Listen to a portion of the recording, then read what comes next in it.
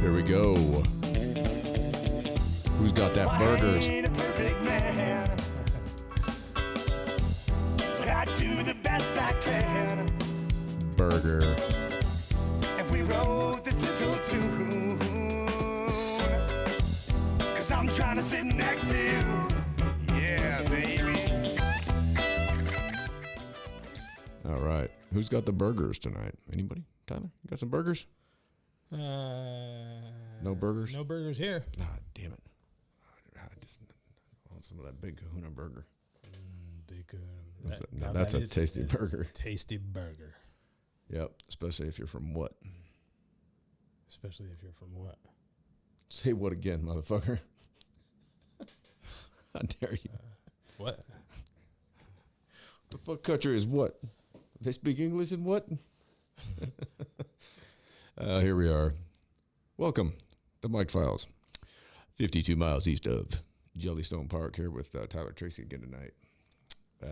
Hope everybody's well. It's windy as fuck again here. Imagine that. And I guess the thing I was a little fired up about earlier, and we kind of got off track, but the whole fucking thing with Joe Rogan, man. It's just, I don't know how much you've watched him, but I've spent a good number of years watching Joe. I've watched him sporadically. I mean, and I got nothing but respect for the guy. I mean, he's got 200 million fucking listeners. That's a lot of people. That's 2/3 of this country. It's a lot of people. And that's worldwide. But I mean, he gets 11 million listeners every episode. And Spotify's now pulled 113 of his episodes off of his whatever you want to call it, his collection. And didn't I hear something about 70 more? It was 70 to start with, and it turned out to be a total of 113. Oh, okay. Because I was getting conflicting stuff today as well on that. I couldn't figure out whether it was this or that or the other thing. But they've put out it's been a from what I can see from my dumbass is that so far we've had a twofold attack go down on him. The first one was the medical misinformation.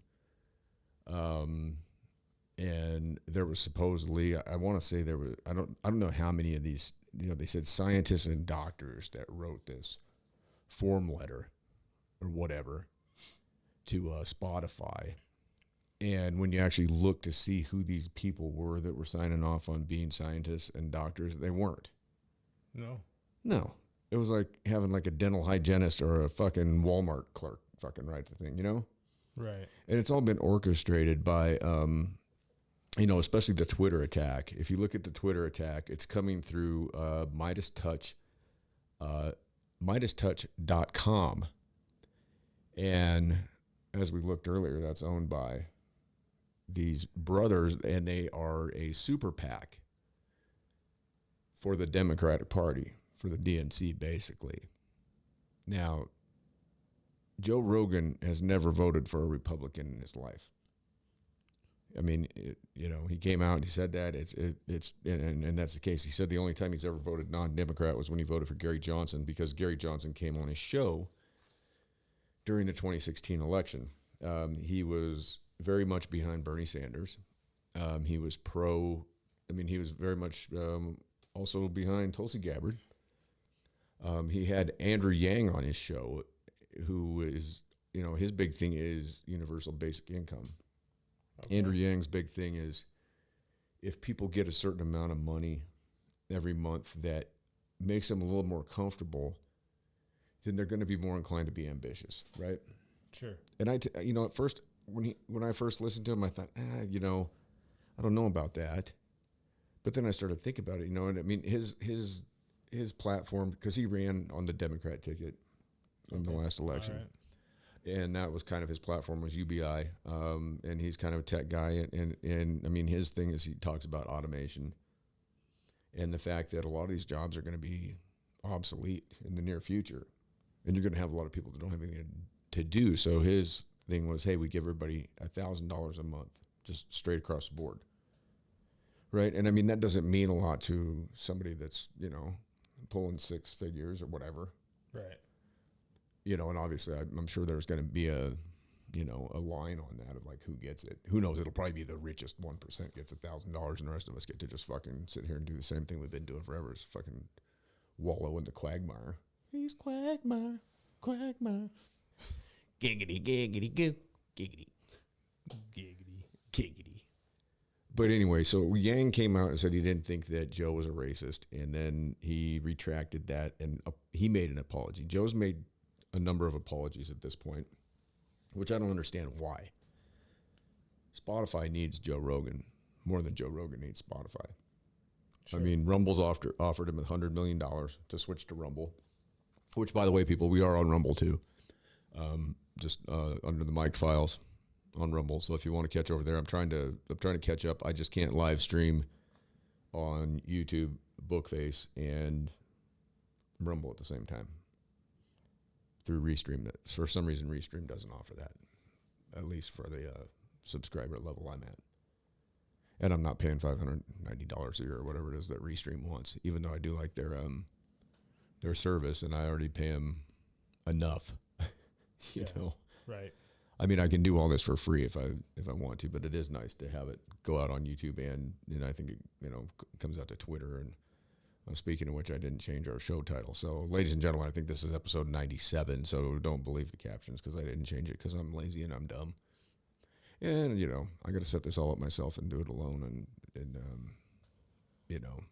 this guy over here isn't much fucking help. Not much help at all. I mean, yeah, he's. I don't have a computer in front of me. You have an iPad. Yeah, but an iPad is. There's a computer over there. You can have that computer. That could be your computer. Okay. You just got to ask for it. Can I have that computer? Sure. Sweet. Sweet. No, I got a desktop. I'm going to try to make into a server. I don't know why. I don't even know what a server is. That's how stupid I am. Ladies and gentlemen, welcome to the Idiot Show. Yeah, fucking Beavis and Butthead. Next, we're going to be playing frog baseball. Frog baseball. I poop too much. This sucks more than anything that's ever sucked before. Anyway, back to Joe Rogan. So you've got the Midas Touch, right? They're putting out these tweets, and they go back 12 years ago, okay, to where Joe Rogan, he said the N-word a number of different times. And from what I've seen, it's completely taken out of context. Now, I don't agree with that. I've never, used that word. I don't like that word. It's not even my place to even say anything about it other than to not say it. It's kind of the way I look at it. Right. It's just like, I don't say it. Yeah, it's just not something that's part of your vocabulary. Right, and it never would be. And I have a lot of friends from different backgrounds. I've been referred to as that word, and I've always brought it up with anybody that said that to me, like we were talking earlier. I've said that, like, okay, it's a term of endearment. I suppose means we're friends, but if you call me something and if I can't say that word back to you, I've always just asked the question. It's like, is that something that you should be saying to me? Yeah. Like if I call you bro, but you can't call me bro because I'm going to get pissed. Right. Like put it in that context, right? I mean, you could take a word is a word, right? I mean, certainly they have different connotations and invoke different emotions and feelings in people. But I mean, if you were to just if I was to call you dude and you couldn't call me dude, like, hey, dude. But if you said dude to me, it'd be like, that it's wrong. Motherfucker, fuck you. Then I'm a piece of shit. Right. You're a racist piece of shit or whatever you might be. So, I mean, I understand it. From the from the perspective of the friends that I have, it's not happened a lot. I mean, and I mean, if I get called that word by a friend of mine of color, that's fine. But I am going to bring it up, and I always have. I've always said, okay, hold on, stop. It's like you're referring to me as something that I can't reciprocate towards you. And because if I was to reciprocate that towards a black friend of mine, I mean, that's like the worst thing a white dude could say. You know what I mean? And I would never say that toward any of my black friends anyhow. I wouldn't. I mean, it's just something that, I don't think of I would never even think of my friends, like that, So it's kind of a weird thing. It's one of those things, and Joe got taken out of context, and that tweet that got sent out, we watched it earlier, and he was citing a lot of shit that Joey Coco Diaz was saying, and Joey's Puerto Rican, and being a Puerto Rican, I think that he's in that he's where he can get away with saying that, which I don't know why he would want to, but I mean, being from where he's from, New York and Jersey or whatever. But I think the way that video was smashed together really wasn't taken into context. I don't think Joe was calling anybody the N-word. I think he was quoting, what other people had to say, and I think that we get so often, you can take anything that you want. Like we can take anything from the interweb, and we can put it in Final Cut Pro. And we can smash it up however the fuck we want to make it sound like what we want it to sound like to suit our agenda. And this Midas Touch, and then it was what was the other one? It was Patriot Takes. Patriot Takes. They're both the same. They're a super PAC. And for those of you that know what a super PAC is, I don't mean to I'm not trying to be a jackass here or shit on anybody, but a super PAC basically means this is an organization that can spend whatever kind of money they want to for, their agenda. Right. So these guys, they're three brothers, and they run MidasTouch.com, and they're a super PAC. And so they've spent, I'd have to look it up, but they've spent a shit ton in the last couple of elections. I mean, a lot of money. An average citizen, I think you're allowed to drop, $5,000 on a campaign? If you're just a citizen. These super PACs, they can drop whatever they can pay. They can throw out whatever they want is on the table. And I think we need to get rid of these super PACs. To tell you the truth, I think we should get rid of campaign donations. Period. Right. I mean, I think that anybody should be able to run for office, regardless of what their financial situation might happen to be, because the way the system's set up is like a normal person. I mean, a normal person can't run. No, you have to have some resources. I mean, to run for president, it's like bottom line is like $100 million. Yeah. I mean, to run for a senator, to run for a state senator, it's a lot.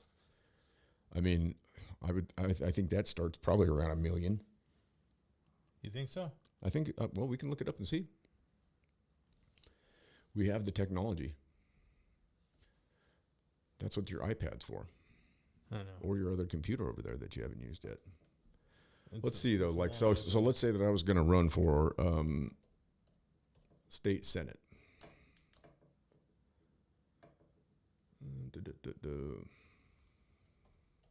Did you pick it up? You probably already got it up. Oh, I don't want to say that out loud because there we go. Yeah. We can take that off. You can put your own password on there. All right. Where are we at? Let's just start with how much money to run for president of the United States. And we've talked about this before. I want to say it was presidential candidate must establish eligibility by showing broad-based public support. He or she must raise more than $5,000 in each of at least 20 states. That is over $100,000. But you're not going to win a presidential election on $100,000. Or it says over $100,000. So at $100,000 or $100,001, you're not going to win a presidency. Obama spent, let's see, he raised $778,642,962. Average spent per vote was $10.94. John McCain, this was in 2008, mind you, so this was 14 years ago. So McCain raised $383,913,834 at an average of $5.97 per vote. So you're paying for your vote, is what this is saying. So as American people, you're paying for your vote. I mean, that's pretty ridiculous. I mean, that's crazy. For State Senate, it says here that in 2008, cost of winning a House seat was 1.1 million and 6.5 million for a Senate seat. Okay. So Now, who knows what you're looking at in Wyoming? You know, I mean, with only having one representative, it's who knows? That was 14 years ago. Oh, that was in 08 as well. Yeah. Okay, so it's exponentially larger than that now.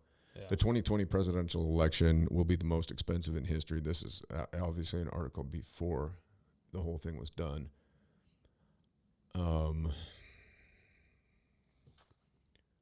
This is when you had Joe Biden hiding out in the basement and Trump was out there like filling stadiums. Let's see. Okay, with millions, Biden has shelled out $236.8 million on advertising, 67% of his total expenditure. So, $236.8 million just on advertising for Biden. Okay, he paid $205,670 for his "Who Are We" ad that aired 1,050 times in Iowa between January 3rd and January 14th. That's a good question. Yeah. Why isn't there a question mark on who we are? It's actually who we are. Who are we? Who he doesn't know who we. He's like, who am I? Can somebody write that on a card and put it in my pocket, please? Trump dedicated $221.5 million, less than Biden, to media buys, according to the Center for Responsive Politics. So you're looking at hundreds of millions of dollars. You know, I mean, that's, to me, I mean, that's, okay, here's what I compare this to. Everybody wants to talk about democracy, and we're going to go back to this. It's not democracy when you were given an option between, like South Park said, a giant douche or a turd sandwich. Right. I mean, if you're a vegetarian and you're offered a cheeseburger or a chicken sandwich, those are your choices, and you're a vegetarian. What do you do? Do you vote for the chicken sandwich because it's a lesser of two evils, and you can throw that out and then just eat your lettuce and your tomato, maybe a slice of onion? I mean, or do you get the burger and throw the burger out? You go for that burgers? I'm not going for the burgers. I don't know I think I'm going. I don't know about burgers anymore. You going chicken sandwich? Chicken parm? Yeah, it's something. Just something with a little cheese, maybe some like. But if you're a vegetarian, vegetarians can eat cheese, right? Yeah, it's vegans. If you're vegan, you're fucked on the chicken parm too. The chicken parm minus chicken, you don't get that either. You just get, if you're vegan, you get. You just get some. You get lettuce and marinara sauce. You get some nuts and berries. Yeah, some marinara sauce. But how do you vote then? I mean, that's kind of what it's comparable to, right? It's like everybody says, "Oh, everybody has a choice." Well, what if your choice is garbage?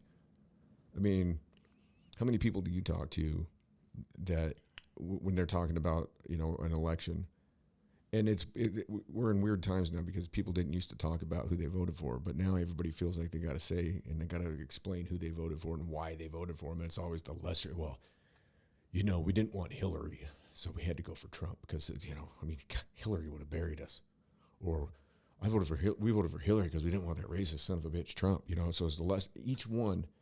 Everybody had a justification that was the lesser of two evils. It was never, I'm totally behind this candidate and I believe in what the fuck they're talking about. Because all these candidates lately are garbage. They've always been garbage. Well, maybe. Look at let's go back. I mean, you go back through time. I mean, they've all been junk. I mean, and the funny thing is it's just the establishment propping somebody up, and they understand that the public, the general public are morons, right? Right. Like when I in my younger 20s, when I was a lift supervisor at a ski hill, and I would tell everybody that worked up there on the lift lines, like, listen, 98% of the population are morons. They can't read. I'm like, they're going to be on this lift coming up the chairlift, and every one of these lift towers is going to have some kind of a sign about don't bounce the chair. What to do when it comes time to get off the chair, when to raise the safety bar. I said, most of them aren't going to do any of it correctly. It's like, so as they're approaching, you have to make sure and lay it out to them. And even by doing so, they're still going to not be able to figure, like, we had this lift in the summer.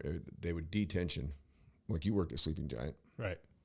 So at Sleeping Giant, they have the Sheep Eater lift, and it has 2 stops, but it's not a stop. They have, midway. Yeah, they got the midway. And so basically the haul rope drops down, and it's got an off ramp, and you just get off right there, right? So you have to get off kind of to each side. You got to make sure and get off because that chair just keeps going. Right. It's not like getting off a chair at the top where it goes around the bull wheel. Right. It dumps and then you go. So we had that up there during the summer months, but it was no snow. People were on foot because we had a alpine slide. And so we had on the deck where it dropped down, we had a big, huge, thick yellow line. It had 2 arrows pointing to each side. It had a big deck. I'd walk out to the end of the deck for almost every chair. And I'm yelling at the people. I'm like, okay, ladies and gentlemen, we're going to wait for the yellow line. When you hit the yellow line, I'm going to hold the safety bar, and I want each of you to step off and follow the arrow to each side of your chair. And once the chair is safely passed, follow the yellow line around the side of the building where you can get your sled down at the starting line. I did that every 15 seconds, every day. You want to talk about getting old. And the chair would come through, and people would just get off, and they would just stand there. And the chair, of course, is still moving, so it's backing. It's going right up there. I mean, eventually it's knocking them out, and then I'm trying to grab it, and then by that time the other chair's already there, and these people, idiots, are standing there, and then I got to let go of the thing, and of course then it's swinging, and you're going, you can't understand this. A bunch of knocked out tourists. That's what we have. That's our citizenry that cast their ballots. Is people that can't figure that out. People that just step off right in front of a thing. You can see that it's moving and it's not going to stop. And you can see the arrows. And I'm standing out there on the front of the deck yelling, okay, look at me. We're going to go this way. Then you go around, and they can't figure it out. Like those like people. a flight attendant. That's what you remind me of. It's kind of like that. Yeah. But then, and that's got to be frustrating too, sitting there trying to teach somebody how to use a seatbelt. And then they get pissy with you if you're not paying attention to them too. That's always my favorite. But there's inevitably people that don't know how to put the fucking seatbelt on. They get all wrapped up in it and all fucking weird and goofy. And I mean, you run into some, God, I'm glad I don't fly anymore. You run into some real dumb shit on an airplane. I mean, there was a couple of years there where I was flying like almost every weekend. And I knew almost every bartender at every fucking airport around. I mean, you get people that are so dumb. And then trying to like land in Cody, where people don't understand that we don't have radar here, and that if you're coming down and they don't have line of sight, that guess what? You're going back up in the air, and you're probably going to circle around a couple times, and you're probably going to end up back in Denver or Salt Lake. And then they yell at the flight attendants the whole way back, like the flight attendant had any control over it, I sat there one night on a flight coming in. We circled 3 or 4 times, tried to land, couldn't do it. Went back to Denver. The lady across the fucking aisle from me had kids and shit, and she's yelling at the flight attendant. And I'm like, why are you yelling at the flight attendant? And I'm like, it's not her fault. I'm like, do you see her piloting the plane? I was like, where we were just trying to land. I'm like, you understand there's no radar there. I'm like, we're going down in a fucking blizzard, and they can't see the fucking runway. And so would you rather fucking crash? Or would you rather go back to Denver and, sorry, you waste your precious fucking time? And that night we got back there. We get off the plane. We go into the concourse, and they have a customer service desk, right? Right. And everybody on that plane just bum rushed it. And they're yelling at these poor people that are, they're working the customer. They're trying to figure out how to get the people back up like the next day. Right. Flights are full. I stand back behind the turnstiles. I'm standing there with my backpack. I don't have any carry-ons because I don't fly with carry-ons. I'm just standing there just watching it, just shaking my head. And this female comes up to me and she goes, "Excuse me, sir." I said, "Yes, ma'am." And she goes, "Would you like to get the last seat to Cody in the morning?" And I said, "Yes, ma'am, I'd love that." And she takes me across to another kiosk, and she gets on there and she goes, "All these other people that are acting like assholes, they're not going anywhere tomorrow." And she gives me a voucher for a cab. She gives me a voucher for a hotel, which they're not required to do when it's weather related. And I walked out of there with a hotel, a cab, and a way back in the morning, and a seat, the last seat on that flight the next morning. And I got just out for there. being a decent person. Just for standing there and not being an asshole. and all these other idiots were sitting there yelling at these people that had obviously nothing to do with the weather, but yet they feel like they got to yell at somebody. Right. That's the type of people that vote in this country. Those are the type of people you see with the "I voted" sticker on. You know, that's how we got to that conversation. Right? Yeah. I was like, man, I know I take a roundabout way about things sometimes, but that's the citizenry in this country. Sure. That's the majority of the people are like that. They're idiots. I mean, when the zombie apocalypse hits, dude, and it will hit. Yeah, I'm gonna be fine. I ain't gonna be lunch meat today, maybe tomorrow. I mean, I was sitting there one day at going back to the airport. I'm sitting there at the Cody Airport. You've flown out of Cody. Not the new one. Okay, one gate. Yeah. One gate. Right. 2 airlines. Sure. In the summertime. Wintertime, 1 airline. 1 gate. 1 gate. 50 people on the plane. You go from the front through the little turnstile, and that's it. You got a bathroom back there. There's nothing back. So I'm sitting there, and me and this youngster, he was like probably a college age kid, and I'm just sitting there drinking my coffee. And I'm watching, like, there's a lady with, like, 2 fucking cats in a fucking bucket, you know, or whatever. And, I mean, she had to be first in line to get through that TSA shit, you know? And it's like, you're not going to miss your plane if you're there in Cody. You're not going to miss the plane. You're not, I mean, you're going to get on. And I'm sitting there with this kid, you know, and we're kind of watching the TV. And he's drinking, we're both drinking coffee. And we're watching. And he and I were the only ones that just sat back and waited. I mean, it's like people that want to get on the plane first. I don't know why anybody. Why would I always want to be the last one on. Yeah. I don't take anything other than a duffel bag that goes right under the seat in front of me. Okay, because I don't want all that extra shit, and I don't want to sit there and try and jockey for bin position. I've got a ticket. I've got a seat. Why do I want to go sit there for 45 minutes and smell your stinky fucking armpits or breathe the air of because they don't have the air running. Yeah, it's stale. It's hotter than the summertime. You're sitting out there. They don't have the air. The AC doesn't start running until that plane starts, until it starts taxiing. Yeah. So you're sitting there. You're breathing everybody's stink ass air. You got a little kid behind you kicking you in the seat. They're screaming, they're yelling. People are jockeying for bin position. You know, fighting over blank. I mean, it's like, fuck that. I just get on last. Yeah. Always. I'm still gonna get my seat. Then I'm gonna have to sit there and breathe that shit, or listen to it, or excuse me, sit there like, you know. Yeah. You know, if you get the middle, God, you get the middle seat. That's the fucking worst. Middle seat. Have you ever seen Jim Jeffries' sketch that he did about sitting in the middle seat? No. Jim's Australian, and so, you know, he's like, everybody knows window gets the window and a wall, middle gets 2 armrests, aisle gets a little extra leg and an armrest. You know, he's like, middle gets both, you know. And so there's this whole thing he does about. I think maybe I actually have seen He's sitting next to a big fat gay black man Yeah. that keeps pushing his arm. Yeah, and that's if you guys want to see something funny, watch that shit. That's also one of my favorite sketches. Anyhow, those are the people that vote. And these are the people that are coming after Joe Rogan, right?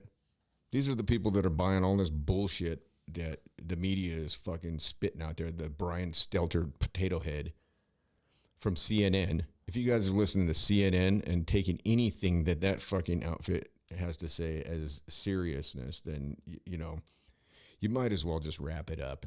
Just fucking end it, you know, because you're fucking dumb. I mean, you're straight up fucking dumb.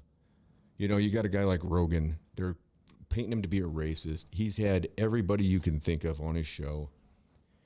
The whole thing with the N-word, it was him, you know, it was all taken out of context. It was him talking about what other people had said, and they squished it all together and did their little clip show.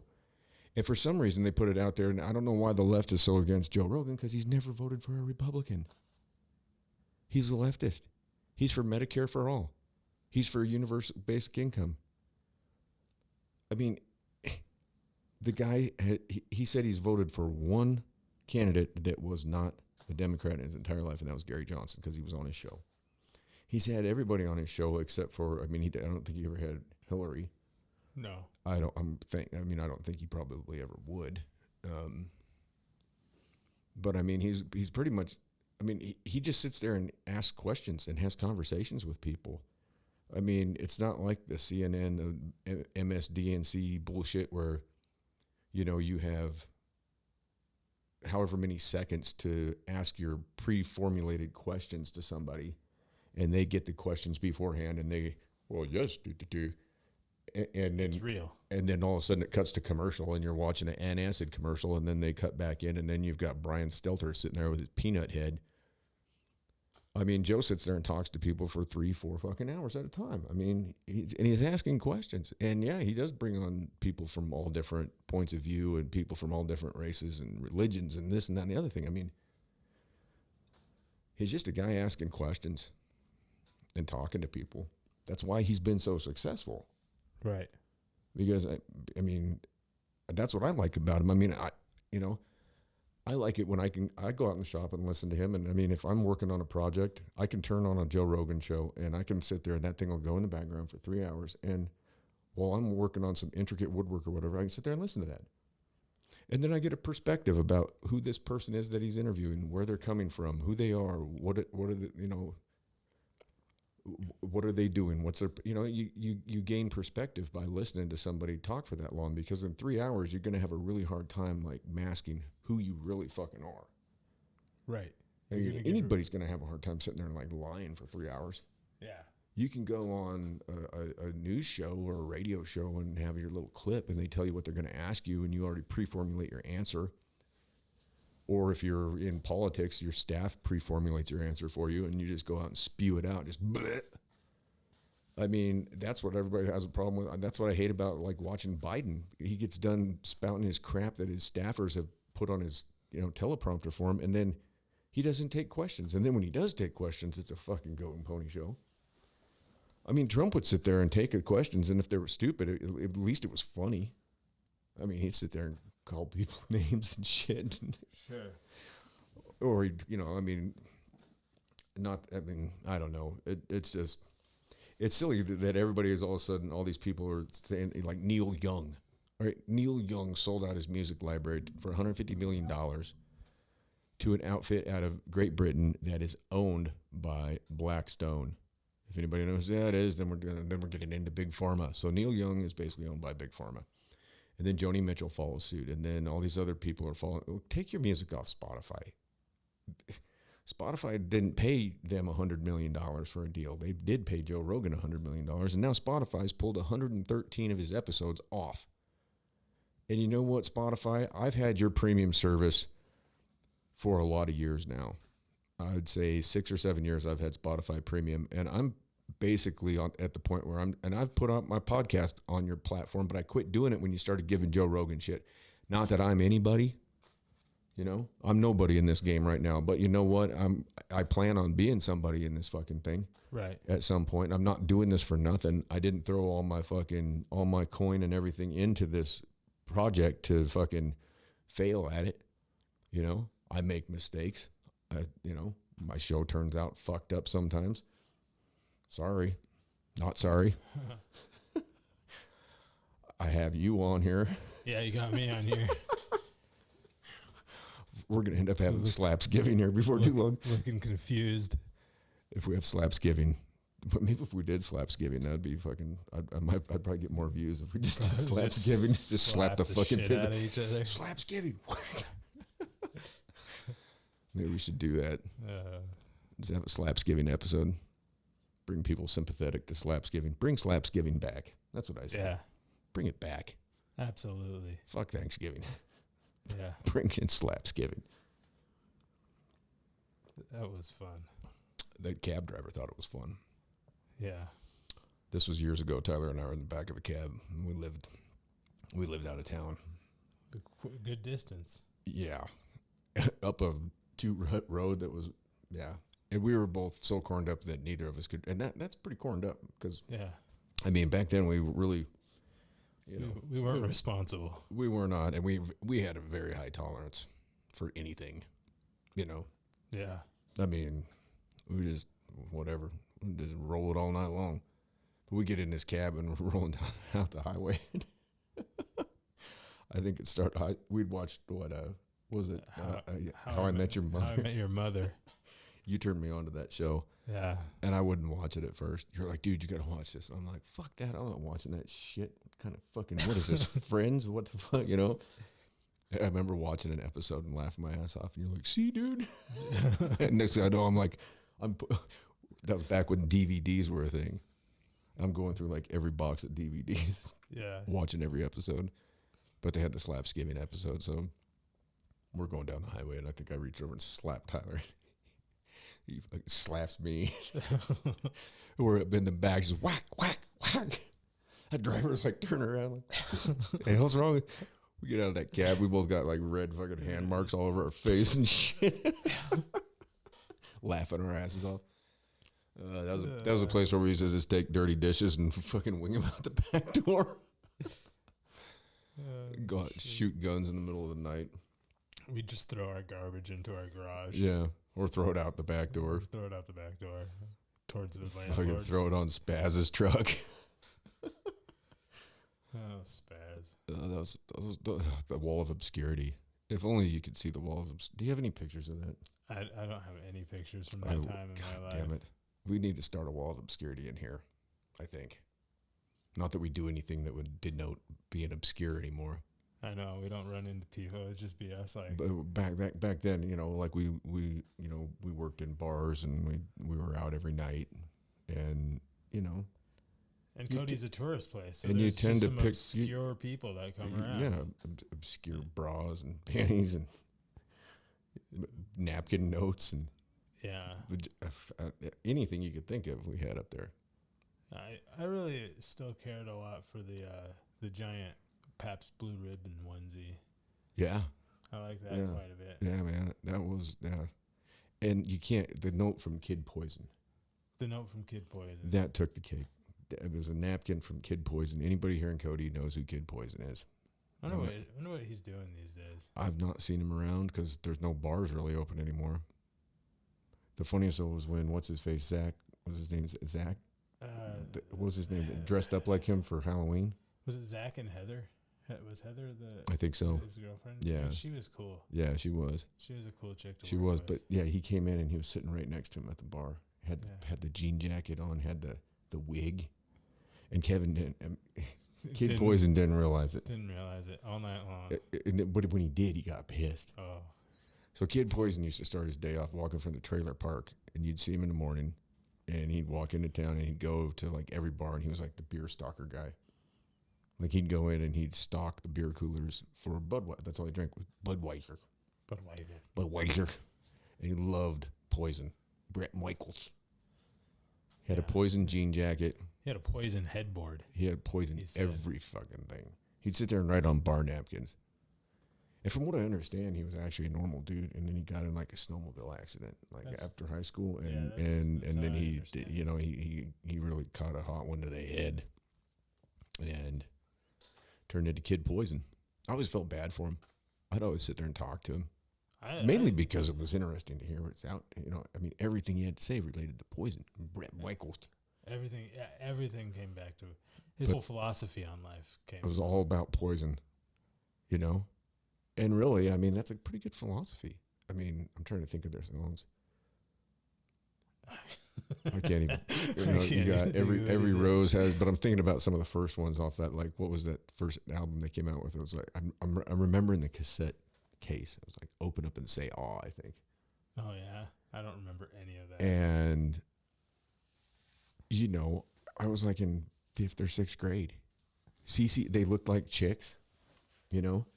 All the music, I mean, when I sit here and make fun of my son's music, I got to stop because I look back at the music we listened to. Or me, I'm a little older than you, but I mean, in the 80s, man, that was some jacked up shit, man. And then I look at the pictures. We all had a mullet. We had pegged our pants. We looked goofy. Yeah. We looked real goofy. You know, the girls all had the bangs that were like, you know. I mean, I remember in my class, I remember the girl, there was a girl, I think I was in 8th or 9th grade that I was dating, which you're not even dating at that age. It's like that's where you send a note to the girl and class Yeah. with the check the box. You hold hands in between passing periods. Yeah, or you meet at the movie theater and share a popcorn, and then you feel real weird, and you have sweaty palms, and or you do the the whole Or arm you, right, go, or you go to the skating rink. yeah, they'll skate away. Make out You under go the do coat rack. You go do go do the limbo. Hokey pokey. Backwards skate. I used to skate like a fucking madman. I remember when I got to college, they did some stupid roller skating thing, and I was just like, "This is gonna be awesome." And I went in there, and I'm doing the sideway, the heel to heel, going around the corners. I'm skating backwards. Because I mean, I grew up at the skating rink. Sure. Every weekend. I mean, that's where I was at. I mean, that's what you did. I remember one kid one day wanted to fight me, and you remember they had like at the very end out there at this one, at the skate away. Yeah. You remember they had like those. Like the places where you could sit. There's like the tiered seats. Oh, yeah. So I'm sitting there one day, like eating my fucking red licorice rope and my soft drink, and this guy wanted to fight me, and he was just a weirdo. And he comes flying across. He comes off the fucking rink, and he rams his head like into the fucking wall, and looks at me and like starts growling. He's like, "I bet you couldn't do that," And I'm like, "I bet I wouldn't do that," And why would I? And then he just kept like mean mugging me the whole day. And I was way bigger than him too. It was weird. What a weird place. What a fun time. They'd play remember they had that video screen at the end of the skating rink. They played Do the Walk of Life by Dire Straits, and everybody would sit down there and watch that video with all the sports errors. Yeah. Do you remember that video? I do. Mark Knopfler is a great musician, man. But that was not I mean, it was a great song for then. The Walk of Life. That should be the theme song for this show. I should learn how to play that on the guitar. Where's that at? Walk of Life. I'll probably get a copyright infringement for playing this, but I'm going to do it anyways. Because this was like, There you go. what am I spelling? Walk of derp. Do the walk of derp. Do the walk of burger. Here we go. This is going to be awesome. Oh, yeah. Oh, yeah. This is it. This is roller skating music right here. I'm going to put that right in front of your face. We'll put it right down here. I'm sure I'll get in trouble for doing this, but who cares? It's not like I'm making any money off this shit anyways. There we go. There's Knopfler. Look at that. He's all young. Look at these guys. This was the shit. This was look at that. The headbands. Yeah. Guy kind of bald. He's way too young. That guy's got the pink shit on. Everybody's got a headband. Knopfler had a very unique guitar style too. He doesn't use a pick or anything. It's just always that hand picking, Oral Hershiser. Tug McGraw. Now, how that gorilla got to be the mascot for the Phoenix Suns, I'll never know. Uh-oh, he's going to trip. Yep. Oh. Oh, the Houston Oilers. Oh. Oh, this is good stuff. Your little musical interlude. Look at the short shorts. Why does this fucking shit keep coming up? Get out of there. The old lady, yeah. I wish I had that shirt. I wonder if we can find that shirt. Ooh.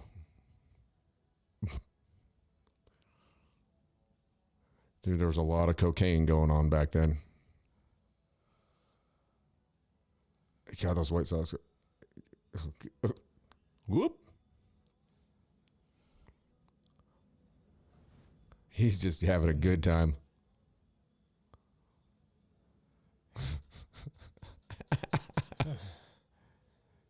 How did we get here? God, that guy's been dead for like 40 years. Yeah. He died the next day. Oh, Tambourine Man, too. That was what was awesome about the 80s. You always had tambourine. I always wanted to be tambourine guy. You don't have to learn any musical. It's just here. You're just cool. You're a cool motherfucker when you get to be tambourine guy. Because you can't play nothing but that tambourine, but they still want you up there, Yeah, oh, yeah. So you got to be a bad motherfucker, you know? Uh-oh. Oh. Is that Michael Cooper? Oh. Oh. That was Wade Boggs, the chicken man. Oh. Oh. Oh. Those are some nice shoes, too. Dude, they're really obsessed with like shoes and or feet in this video. I know. It's because of the dance moves. It's like, look at these white English guys dance around. Oh, Jesus Christ. Is that Gary Templeton? You ought to see what Mark Knopfler looks like today.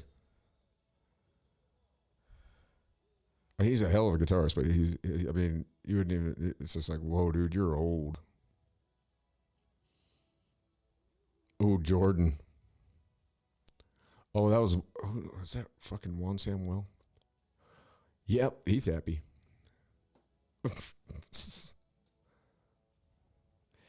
The funny thing is they're doing that on stage and it's all in studio, you know? It's not like it's a live show. Right. They're not even playing. They're not even plugged in, you know?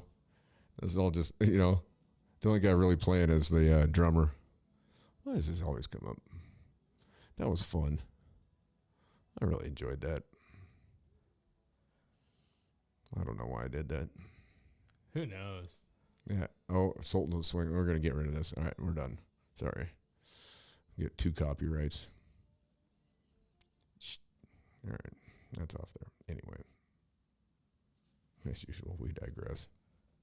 What's going on here? Oh, it's just a red box. No one can see it. Oh, no. No. Just us? Just us. That's just for you and me. That's cool. Just a little present for us. The thin red box. The thin red line. It's the red box.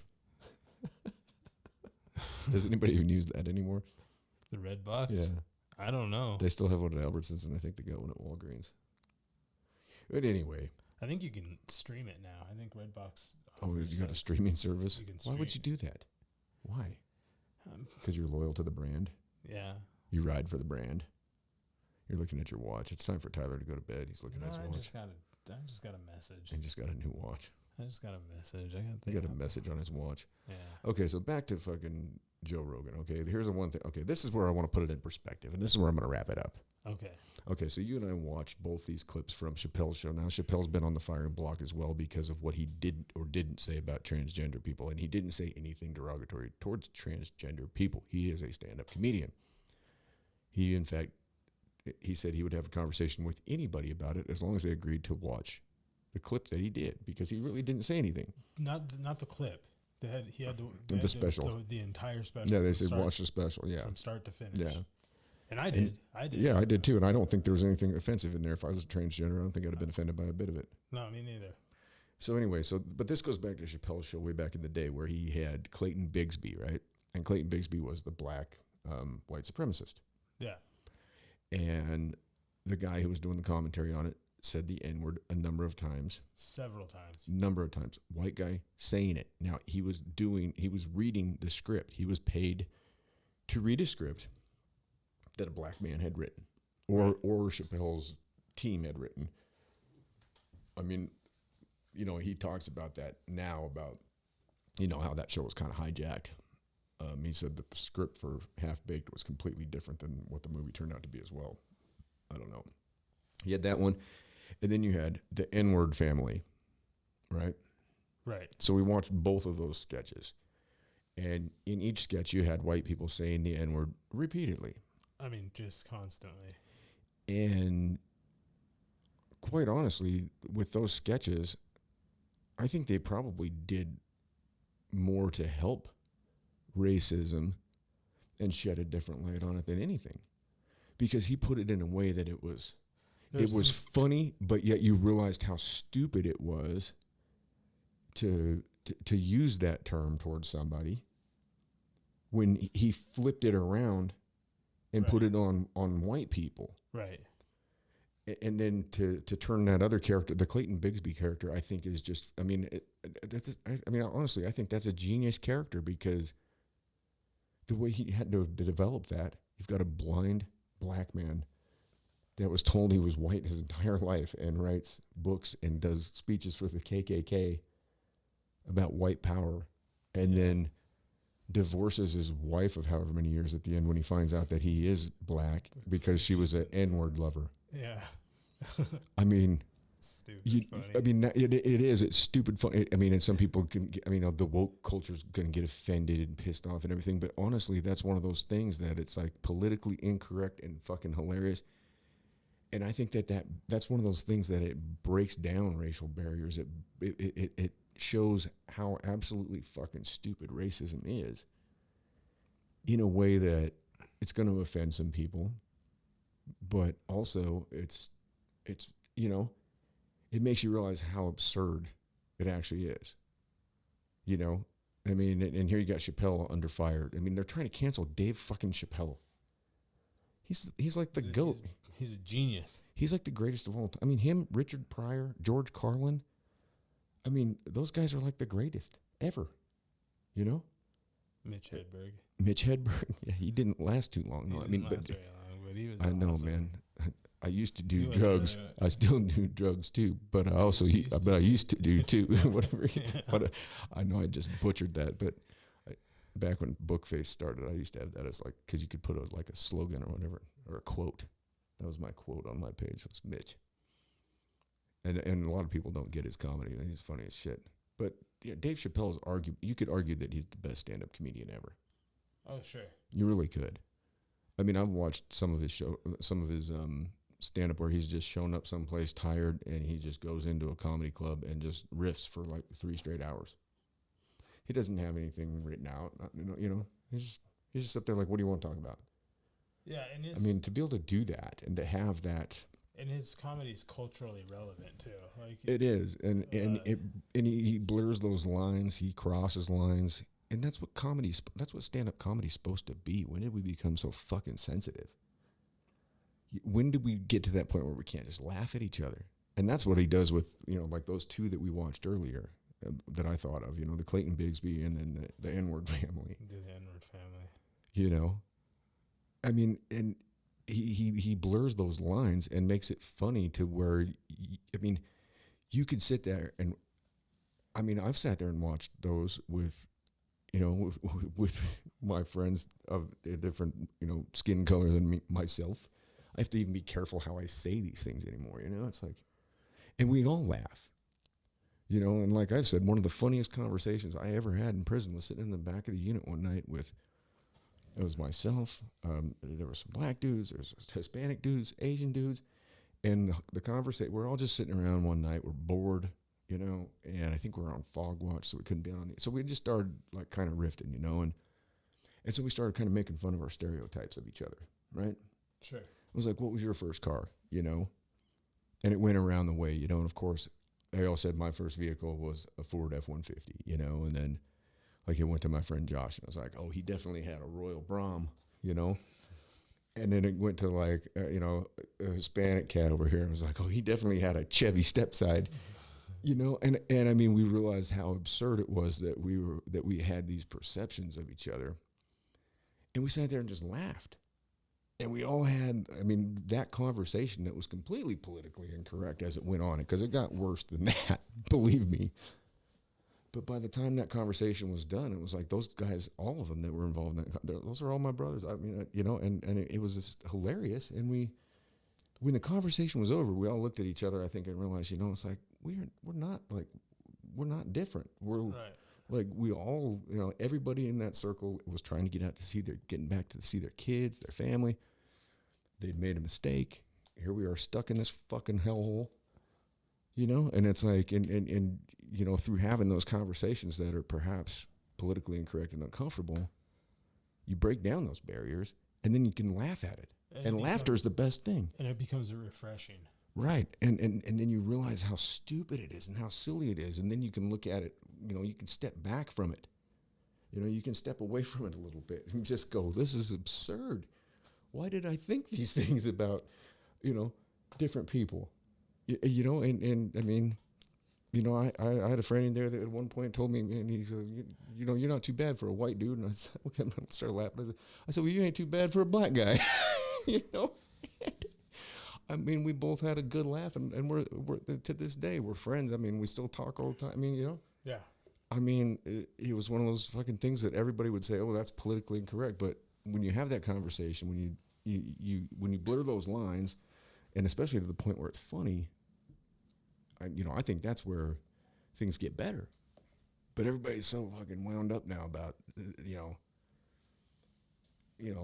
woke culture. I hate that shit, man. And so I always say, be awake, not woke, because being woke is fucking dumb. And I'm going to continue to say that. I don't care what anybody thinks. I don't either. If you're woke and not awake, then you're a fucking moron. And there goes the camera. Hello. Look what God just did to us. What was that from? Oh, I don't know. Fear and Loathing in Las Vegas. When is that? I don't remember. I'm not. I can't remember where it said it. It was I think it was Gonz, the attorney, that said, he's like, look what God just did to us. Oh, yeah. On that note, anyway, everybody out there, I say stand behind Joe Rogan, because I don't think he did anything wrong. I think he's been one of the most influential characters in any kind of media in the last, 15 years. He's not afraid of having anybody on. I mean, he's a good dude. I think he'd give anybody the shirt off his back, and to sit there and call him a racist and say he's putting out misinformation and be upset with him for having certain guests on and this and that and the other thing. And yeah, maybe he shouldn't have quoted the quotes that he did 12 years ago, but we were all different people 12 years ago, and he's come out and he's made apologies. It's the same with Whoopi Goldberg. I mean, I don't agree with a fucking thing that woman says, but I will certainly say that she has the right to say it. Yeah. You know what I mean? I mean, some of the things she say might set me off, and I might go, Jesus, but you know what? She has the right to say those things. Sure she does. And if you watch The View and you take that to heart or whatever, then hey, you know what? Sorry for you. Yeah. I mean, it's just it's a talk, it's a morning TV. Just like Joe Rogan it's just a talk show. He's just having conversations with people, and he's having conversations with people from all different walks of life. I mean, I don't see the harm in it.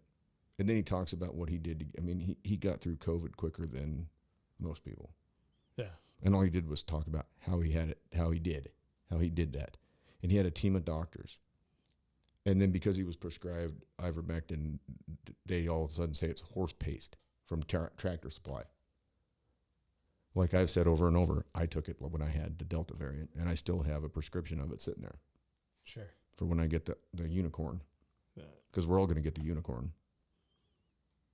Even Fauci's saying that now. We're all going to get the Omicron? Yeah, the unicorn. Wonder if I've had it. You may have. They say some people you just maybe a little bit of fatigue.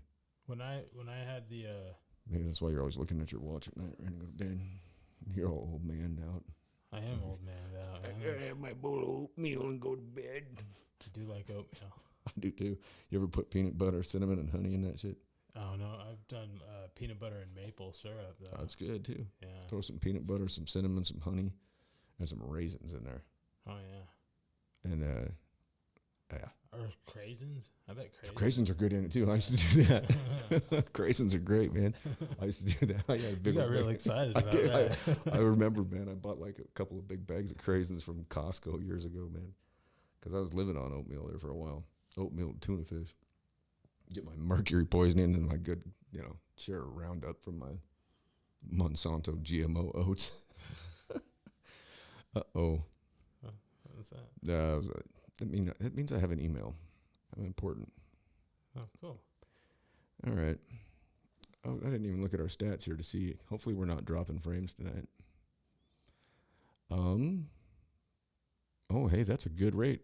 0.2%. That's awesome. We're dialed in, people. So tune in next time. And you know what? If you did get any value out of this, give it a like. Give it a thumbs up. Make a comment that I won't read. Yeah. I don't know.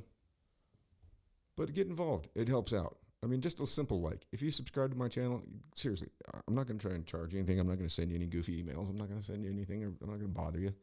But it helps me out. And hopefully, in turn, it helps everybody else out because it, perpetuates things. The shit ain't cheap. It ain't easy. Much to everybody's, probably everybody thinks that this is just an easy thing to do, but it's not. I mean, Tyler's been here every night when we try and get this thing going, and the software changes on a day-to-day basis, and I'm a technological moron. It's maddening. And it is. It's very maddening. I mean, like tonight, we were ready to go, and everything was set up from the last show, and boom, doesn't work. I got to go in and change things, and it took me a while to get us going. Yeah. And so it's not easy. Nothing's cheap. I mean, I just got another new microphone last night. I mean, it's an investment, and it's something I'm going to keep on doing. I don't care how many people watch it or don't watch it. It doesn't matter to me. Even though I do love y'all, most of you, except for burgers. I don't love burgers. No. But hopefully Burgers decided to go take his burger money in. I got to talk to him tonight. You did? Well, I didn't talk. I just listened. Oh, did he hang up on you when you started talking? No. I was just an anonymous third party on the call. You know what we should do is find out his address and send him a hamburger outfit. Oh, dude, that would be so awesome. He would be so confused. That's what we're going to do. When we get off here, I'm getting online. I'm finding a fucking hamburger outfit, and he's getting it sent to him. He'd be so confused. He wouldn't even have a clue what it meant. No. Could you see him, though, walking up the Grable Hill wearing the hamburger outfit? Oh, it would be so great. Dude, I think I'd even invite him on the show with that on. Yeah. I'd be like, come on, dude. Might have to give him a tranquilizer before he came in here, but, I don't know. I can't imagine. I don't know how that conversation would go because, I mean, it'd be like, you'd have a better conversation with a 2-year-old. Yeah, he'd just get mad and start screaming. Hang up the microphone. Shut the fuck up! Shut the fuck up! Hang up the microphone. How do you turn this thing off? I'm just gonna leave. You people, I don't understand you. In Using his your hamburger outfit. words. Didn't that guy have wasn't his face painted? The hamburger didn't have black and white. Or was it just on his outfit? Nobody had a black mask. Yeah. Oh God. Okay, I gotta look this up. We're gonna end on the hamburger. I just want to. I can't remember because that was so long ago. Those are such good times. Back when McDonald's was great. Okay, he had the mask, and then he had this. Yeah, look at him. There he is. Oh yeah. Look at that. Look, he's got his plate. Look, he got the buck teeth and everything. Look at that. That's awesome. I wonder what happened to all those guys. That was really a lot cooler back when. You remember Grimace and yeah. Oh God, and that's what I always called them when my mom said I always called them the guys. Like we'd go to Billings because they didn't have a McDonald's here. Here we go. We're gonna pull him up. Yeah, you gotta pull him up. There he is. Anybody? What do you think about that? Who remembers that? That's a hamburger. How many burgers he got on there? He's got some serious burgers. He's got 1, 2, 3, 4. And then it looks like 4 on the bottom. That's 8 burgers. Dude, that's a lot of burgers. It's a lot of burgers. You got to send that to our friend. He kind of has the same kind of look on his face, too. Kind of does. Yeah. Got the look. He's wearing those red garden mitts. Got the striped shirt, cape. What's he got on the front? What's he wearing on the front? I think it's like a. Does he have a H on there or something? He's got some kind of insignia on there, doesn't he? What the hell is that? I don't know. Something's banging off of something. Oh, it's my phone. Oh, it's K-Poop calling. I'm going to have to call him back. All right. We're going to bounce out of here on that note. So here we go. He's got a hamburger tie. That's awesome. So here we are with the takeout. And later days, Willie Mays. Nothing feels right no more. I can't even write no more. Yeah, something is wrong. Maybe it's a cry for help. I can't do it by myself. Yeah, something is wrong. Strange how the night turns to day. We're left with the things we say. Yeah, some things can't change. So I need you to come home and find me and save me. I need you to hide me and take me to safety. I need you. Yeah, I need you. I might as well have dropped off the planet. It's a long way down from the spot that I'm standing. Now put me in a room with my panic, in a mirror and some pills, I can prove I'm a manic. Depression is a lesson how to manage on the moon with a gun and a bullet, can he stand it? I don't know if it's confession or the damage, but I'm so far gone I can't remember where I landed. It's getting harder just to be a Martian these days, when everybody tries to pretend that they're a new wave. And I don't know if I'm a martyr or to be saved. Better to be the predator than prey when the beef's made. I need you to come home and find me, save me. I need you to hide me and take me to safety. I need you. Yeah, I need you. I might as well have dropped off the planet. It's a long way down from the spot that I'm standing. Now looking in the mirror, I can't stand it, cause I'm not the same man and I don't understand it. I'm looking at these pills like what happened, like my drive's all gone and I'm swallowing my passion. I'm driving down the road, almost crashing, and another bottle down and it's turned into a habit. It's getting harder just to play my part these days, when everybody tries to pretend that they're the new wave. And I don't know if I'm smarter or the gag same. It's better to be the predator than prey when the beef's I made. need you.